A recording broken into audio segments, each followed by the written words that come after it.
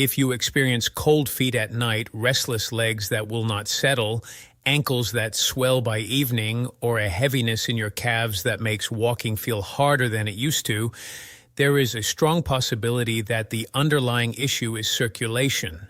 And there is a specific category of food eaten before bed that has been studied in clinical research for its direct effect on blood vessel function and circulation overnight. I want to be honest with you from the start. No single food multiplies blood flow by some extraordinary factor overnight. That is not how human physiology works, and anyone who tells you otherwise is overstating the science. What the research actually shows is more modest, more specific, and frankly more useful because it is real, it is reproducible, and it gives you something you can act on tonight.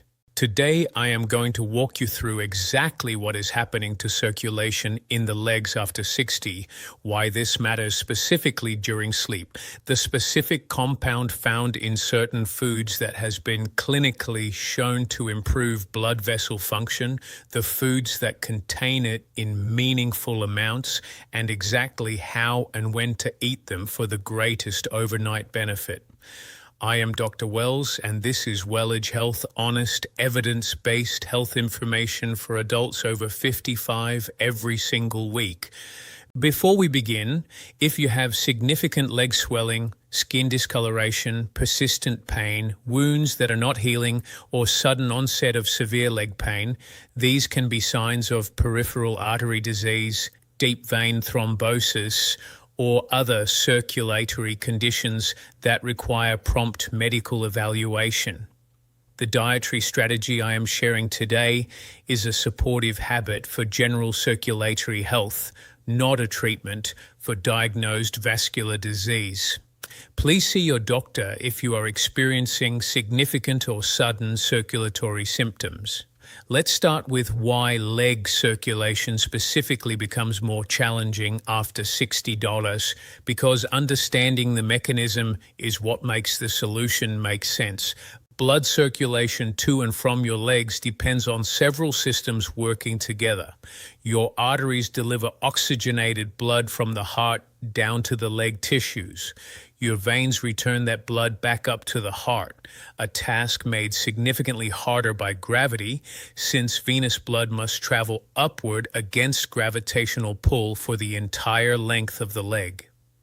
And the inner lining of your blood vessels, called the endothelium, plays an active role in regulating blood vessel diameter, blood flow, and clotting throughout this entire system.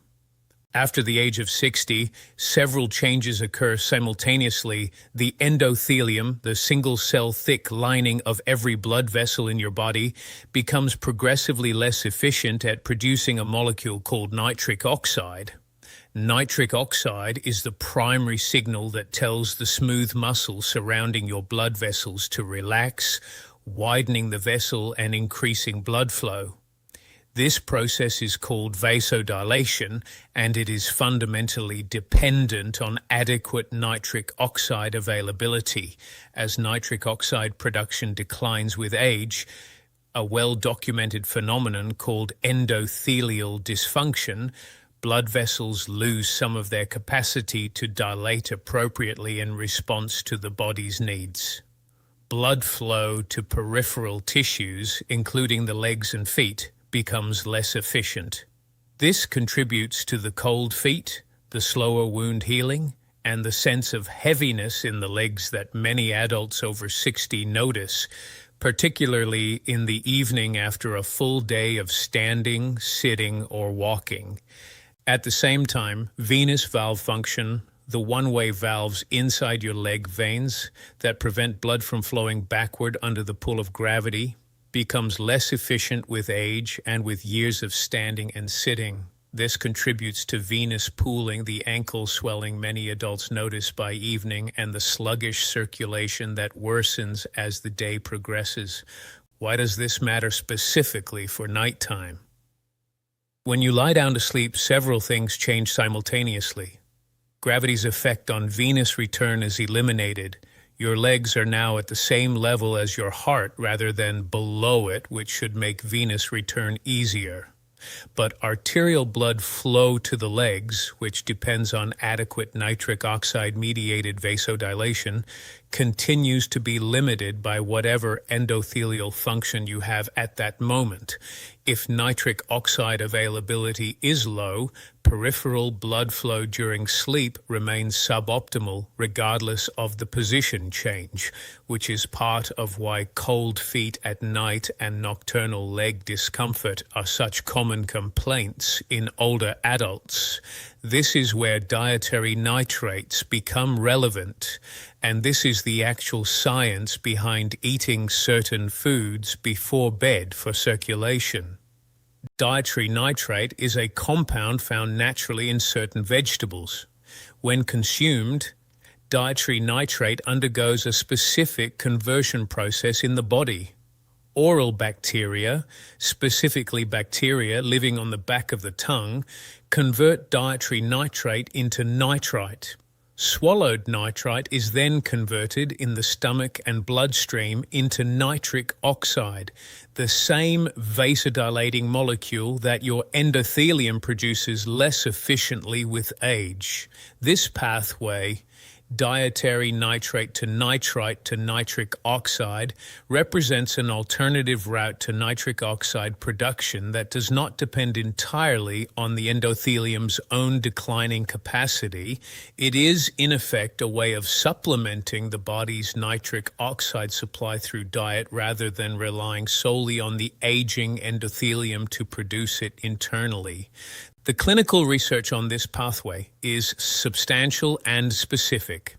A study published in the journal Hypertension gave healthy older adults a controlled dose of dietary nitrate, predominantly from beetroot, and measured blood pressure and vascular function before and after consumption.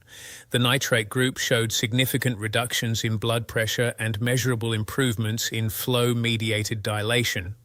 A standardized test of how well blood vessels widen in response to increased blood flow demand within 3 hours of consumption, with effects persisting for several hours afterward. A separate study published in the Journal of the Academy of Nutrition and Dietetics specifically examined dietary nitrate and peripheral blood flow in older adults, finding that nitrate-rich vegetable consumption was associated with improved blood flow to the extremities and reduced markers of endothelial dysfunction over a period of consistent daily intake. For older adults specifically, this research is particularly relevant because the endothelial dysfunction that reduces natural nitric oxide production is precisely the deficit that dietary nitrate intake helps address.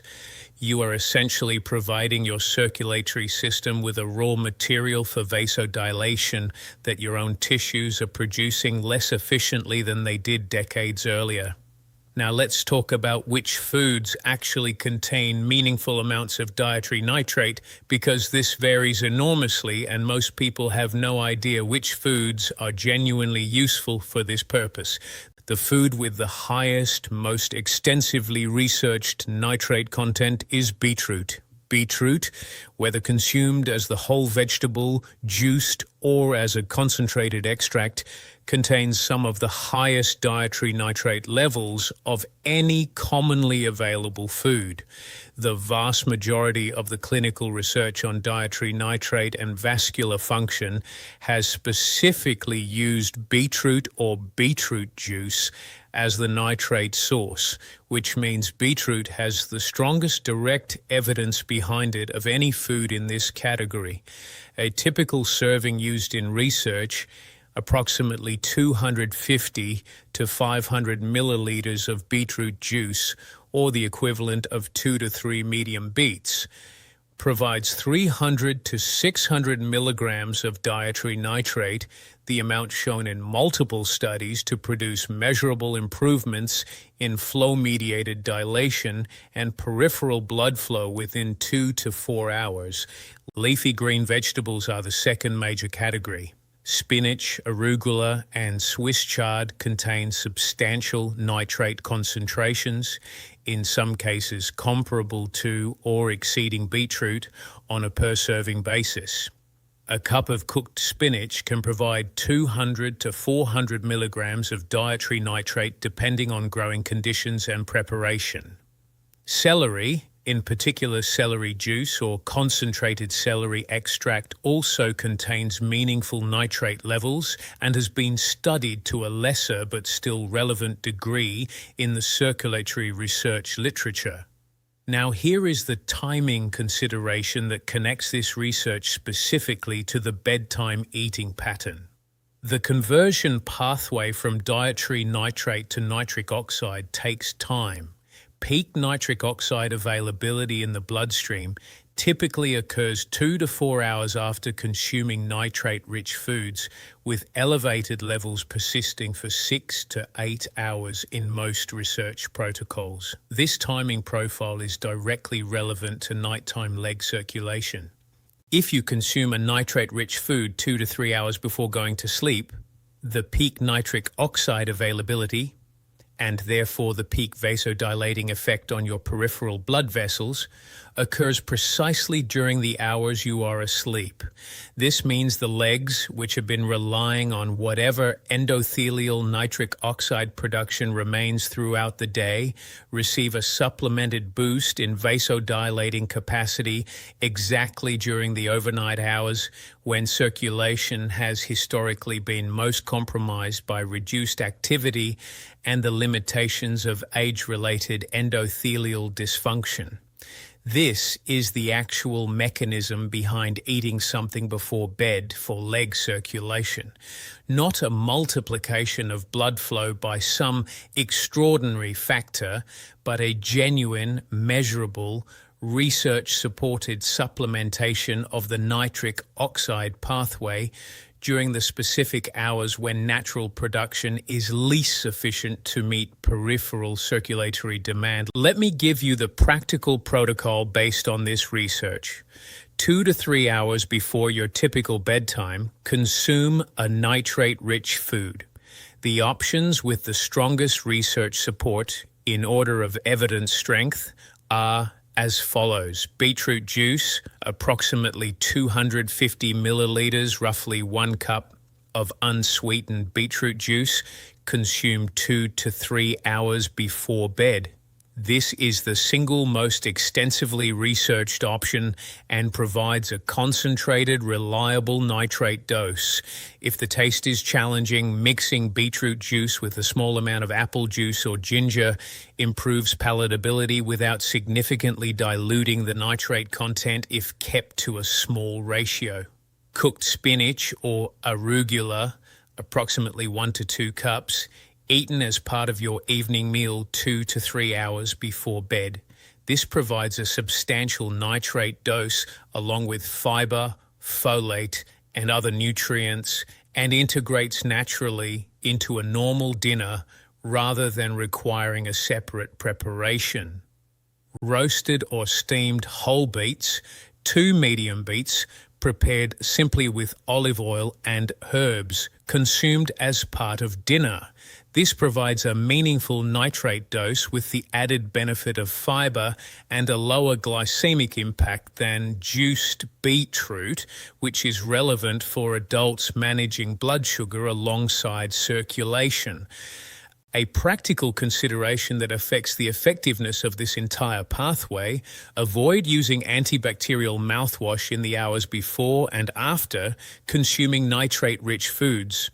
The first step in the nitrate to nitric oxide conversion pathway depends on specific bacteria on the back of the tongue. Antibacterial mouthwash kills these bacteria, and research has shown that mouthwash use significantly blunts the blood pressure and vascular benefits of dietary nitrate intake by interrupting this essential first conversion step. If you use mouthwash as part of your evening routine, consider using it well before or after your nitrate-rich meal, or skip it on the evenings you are specifically focused on this circulatory strategy. Now let's address a few additional factors that influence leg circulation overnight, because dietary nitrate works best as part of a complete approach rather than in isolation. Evening leg elevation, which I have discussed in the context of nocturia in a previous video, also directly supports circulation. Spending 20 to 30 minutes with your legs elevated above heart level in the hour or two before bed helps redistribute any fluid that has pooled in the lower legs throughout the day, reducing the venous congestion that contributes to the heaviness and discomfort many adults notice in their legs by evening. Light movement in the evening, even a short 10-minute walk after dinner, activates the calf muscle pump, which mechanically assists venous return and has been shown in research to improve next morning measures of leg circulation and reduce the sensation of heaviness compared to a sedentary evening. Compression socks, worn during the day, reduce venous pooling and support more efficient blood flow throughout waking hours, which translates into less circulatory burden by the time evening and sleep arrive. Adequate hydration matters as well. Dehydration increases blood viscosity, making it mechanically harder for blood to flow efficiently through the smaller peripheral vessels of the legs and feet. Maintaining good hydration throughout the day with appropriate evening tapering, as I have discussed in the context of nighttime urination, supports overall circulatory efficiency without disrupting sleep. Here is your complete practical action plan. Step 1. 2 to 3 hours before bed, eat a nitrate-rich food. Start with whichever option fits most naturally into your routine. A cup of beetroot juice, a generous serving of cooked spinach with dinner, roasted beets as a side dish. Consistency matters more than which specific option you choose. Step 2. Avoid antibacterial mouthwash within an hour or two of your nitrate-rich meal. This protects the oral bacterial conversion step that the entire pathway depends on. Step 3. Spend 20 to 30 minutes with your legs elevated in the evening, ideally combined with or shortly after your nitrate-rich meal, to support venous return alongside the nitric oxide pathway. Step 4. Take a short walk after dinner if you are able. Even 10 minutes activates the calf muscle pump and supports circulation mechanically alongside the dietary intervention. Step 5. Track how your feet and legs feel upon waking for 2 weeks. Cold feet that warm more quickly, reduced morning stiffness, or less overnight leg discomfort are the practical indicators that this strategy is producing a meaningful effect for your specific circulation. Step 6. If you notice significant or worsening leg symptoms despite these changes, increasing swelling, skin color changes, pain that limits walking distance, or wounds that are not healing, see your doctor. These can indicate peripheral artery disease or venous insufficiency that requires medical evaluation and treatment beyond dietary support. The science of dietary nitrate and circulation is genuinely interesting, genuinely useful, and genuinely supported by clinical research. It does not multiply your blood flow by some impossible factor. What it does is provide your aging endothelium with an alternative pathway to the nitric oxide it is producing less efficiently than it used to, so precisely timed to support your circulation during the hours your body needs it most. That is not hype. That is biochemistry, and it is available in your grocery store tonight. Thank you for watching. Please subscribe. I cover topics exactly like this every week. Leave a comment and tell me whether you experience cold feet, leg heaviness, or ankle swelling. and whether you have ever tried beetroot or leafy greens for circulation. I read every single comment, and your experience helps me understand what this community needs most.